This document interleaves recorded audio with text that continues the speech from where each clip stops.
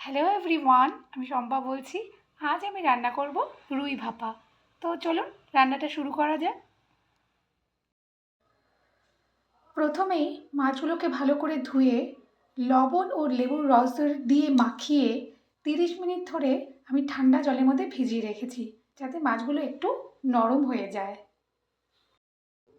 এরপর মাছটাকে ভালো করে হলুদ লবণ মাখিয়ে দিতে হবে, কিন্তু লবণ আগে যেহেতু দেওয়া ছিল, খুব সামান্যই লবণ দিতে হবে। ঠিক আছে, ভালো করে হলুদটা মাখিয়ে নিলাম। এই মাছে হলুদটা মাখানো হয়ে গেল। এরপর যে পেস্টটা আমি তৈরি করব সেটা হলো কালো সর্ষে 3 চা চামচ, সাদা সর্ষে 3 চা চামচ, পোস্ত 2 চা চামচ আর 4-5টে কাঁচা লঙ্কা এবং সরষের তেল একসাথে আমি পেস্ট করব।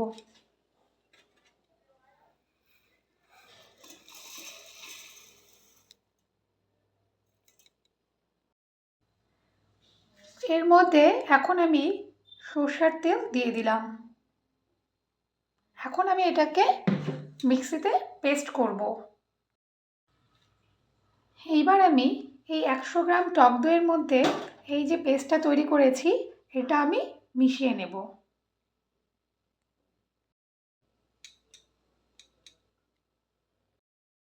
এখন এই সর্ষে পেস্টটার মধ্যে আমি কিছু লবণ আর একটু সরষের তেল দিয়ে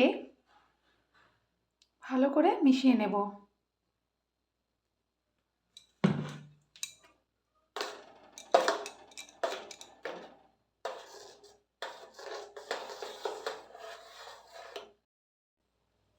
এরপর একটু এই পেস্টটার মধ্যে একটু সামান্য চিনি দিয়ে ভালো করে নেড়ে চেড়ে নিয়ে তারপর এই টিফিন বক্সটার মধ্যে আমি সুন্দর করে ঢেলে দেব।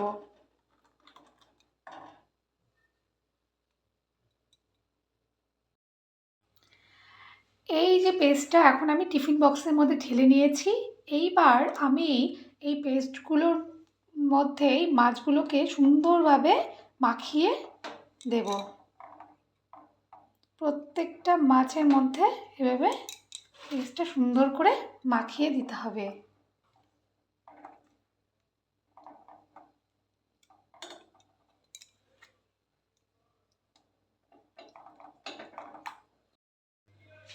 মাছগুলো ভালো করে সরষে পোস্ত দিয়ে মাখিয়ে তার উপরে সরষের তেল ঢেলে দিলাম এবং এর উপরে কিছু কাঁচা লঙ্কা আমি দিয়ে দেব।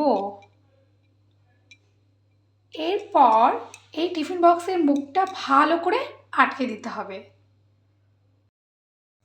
এবার টিফিন বক্সের মুখ ভালো করে আটকে দিয়ে পাশে আমি কড়াই বসিয়ে দিয়েছি। এই যে কড়াইয়ে সামান্য অল্প জল দিয়ে এরকম টাইপের কিছু জিনিসের উপর বসালে বা এটা না থাকলে বাটির উপরেও বসানো যেতে পারে, এর উপরে টিফিন বক্সটা বসাতে হবে। এর উপরে টিফিন বক্সটা বসাতে হবে। টিফিন বক্সটা কড়াইয়ের মধ্যে ভালোভাবে বসিয়ে কড়াইটাকে এবার ঢেকে দিতে হবে এবং কম আঁচে 25 থেকে 30 মিনিট এটাকে বয়েল করতে হবে। এই হলো আমার রুই ভাপা কমপ্লিট। তবে হ্যাঁ, একটা কথা বলে রাখি, 25 থেকে 30 মিনিট বয়েল হওয়ার পরেও কিন্তু আরও 10 মিনিট এটাকে মুখ এইভাবে বন্ধ করে রাখতে হবে। আমার কমপ্লিট হয়ে গেছে এই আমার রুই ভাপা। খুব সুন্দর গন্ধ বেরিয়ে গেছে।